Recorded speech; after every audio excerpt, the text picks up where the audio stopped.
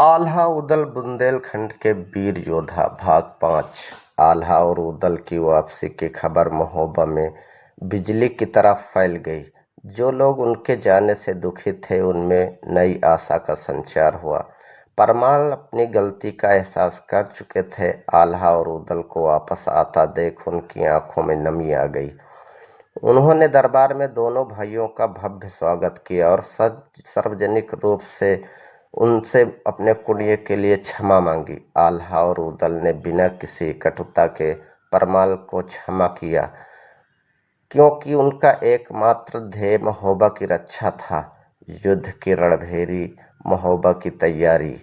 आल्हा और उदल के वापस आते ही महोबा में युद्ध की तैयारियां तेज हो गईं। उन्होंने तुरंत सेना का पुनर्गठन शुरू किया। आल्हा ने अपनी दूरदर्शिता का परिचय देते हुए किलेबंदी को मजबूत करने और सैनिकों को विशेष प्रशिक्षण देने पर जोर दिया। उदल ने युवा सैनिकों को अपनी युद्ध कला के गुर सिखाए और उन्हें शत्रु का सामना करने के लिए मानसिक रूप से तैयार किया। मलखान और बाकी सरदार भी अपनी पूरी निष्ठा और ऊर्जा के साथ इन तैयारियों में जुट गए। महोबा की सेना में एक नया जोश और आत्मविश्वास देखने को मिल रहा था। इस दौरान पृथ्वीराज चौहान की सेना तेजी से महोबा की ओर बढ़ रही थी। उनके गुप्तचरों ने उन्हें आल्हा और उदल की वापसी की खबर दे दी थी, जिससे पृथ्वीराज चिंतित हुए। वे जानते थे कि इन दोनों भाइयों की उपस्थिति महोबा को एक दुर्जय शत्रु बना देगी।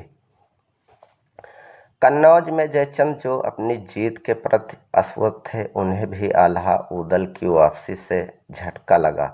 उन्हें अपनी रणनीति पर पुनः विचार करने पर मजबूर होना पड़ा।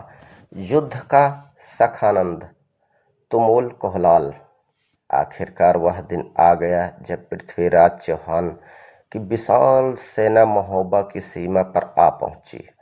लाखों की संख्या में पैदल सैनिक, घुड़सवार और हाथियों का दल पृथ्वीराज के अदम्य पराक्रम का प्रतीक था। महोबा के किले से यह दृश्य देखकर साधारण सैनिक विचलित हो सकते थे, लेकिन आल्हा उदल और उनके वफादार सैनिकों के चेहरे पर दृढ़ संकल्प साफ झलक रहा था।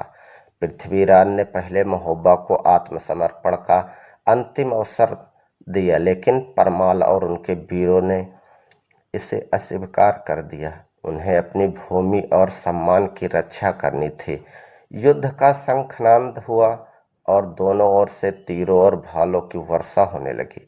पृथ्वीराज की सेना ने किले की दीवारों को तोड़ने का प्रयास किया, लेकिन महोबा के वीरों ने उन्हें हर बार पीछे धकेल दिया।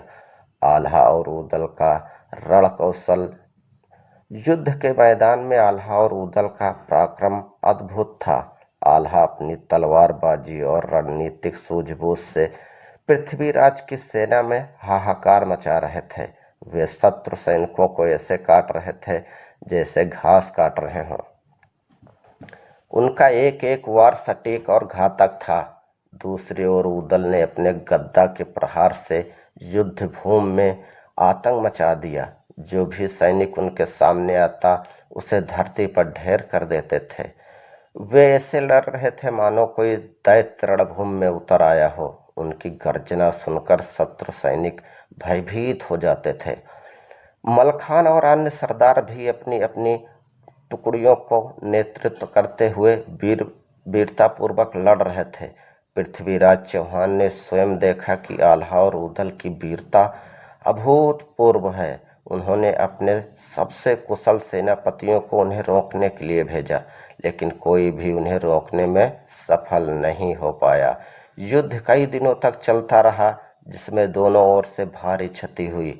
महोबा की छोटी सी सेना अपनी मातृभूमि की रक्षा के लिए अदम्य साहस का प्रदर्शन कर रही थी। युद्ध का हर पल महोबा के लिए अग्नि परीक्षा था। क्या आल्हा और उदल अपनी वीरता से पृथ्वीराज की विशाल सेना को परास्त कर पाएंगे? यह युद्ध महोबा के लिए एक भयानक अंत लेकर आएगा। दोस्तों, छठा भाग देखने के लिए चैनल को लाइक करें।